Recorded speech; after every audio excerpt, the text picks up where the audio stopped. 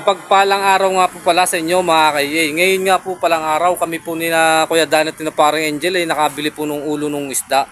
Ito nga po palang lulutuin namin ulo po ng isda ay nabili po namin dito sa aming palengke, sa palengke po ng Bae. Ito pong isdang ito ay kilalang kilala sa pangalan po dito na black mass.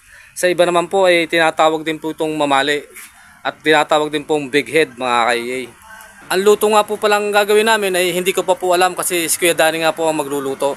Nung pagkarating nga namin mga kayay dito sa bahay ni Kuya Dani ay umaambon, no. Yan, saktong-sakto naman nandito na kami nung umambo na.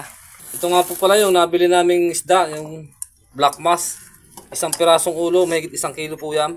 Ito nga po yung gagamitin naming rekado, bawang, sibuyas, kamatis. Para daw po mawalaan lansa, mayroon pong luya at luyang dilaw.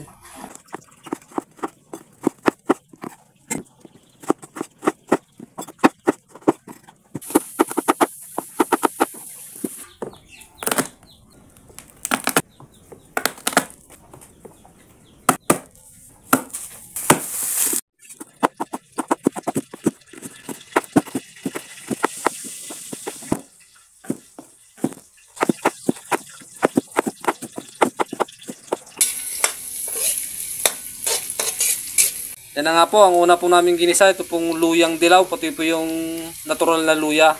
Yan po, meron din pong siling green, ginagayat nga po ni Kuya Dani. Meron din pong sili, kung tawagin daw po yung siling ano yan, hindi ko lang po alam. Bawal sabihin. Hinalo nga lang po ng papagar na yung luya, eh nilagay na rin po yung bawang. Pati sinama na rin po yung sibuyas. Tapos isinunod na rin po namin yung kamatis, nung okay na nga po yung pagkakagisa ng bawang, sibuyas at luya. Yan po, bango.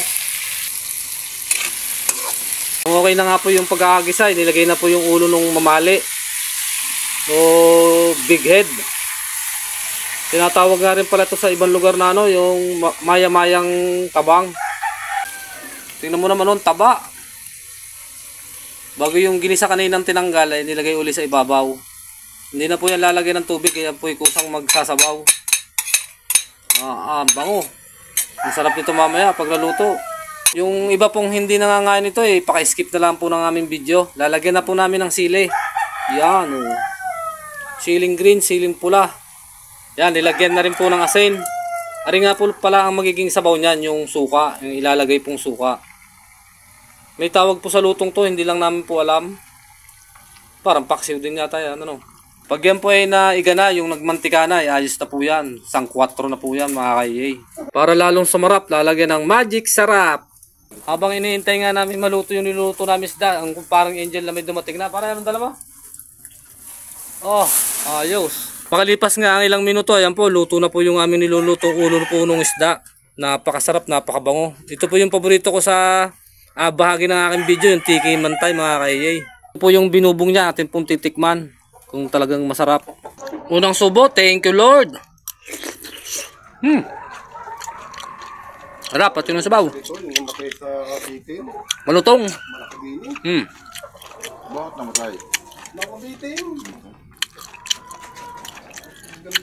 Ano yung taba at kamatis oh.